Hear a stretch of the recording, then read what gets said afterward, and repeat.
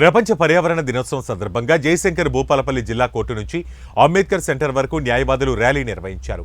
ర్యాలీలో జిల్లా ప్రధాన న్యాయమూర్తి నారాయణబాబు పాల్గొన్నారు.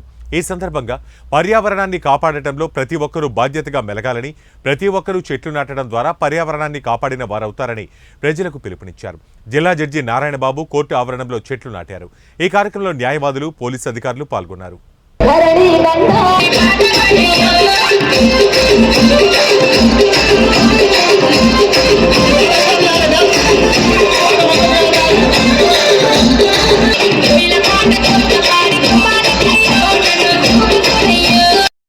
మొత్తం అన్న మట్టి మొత్తం అన్న ఇలా కానీ వేయండి మొత్తం అందులో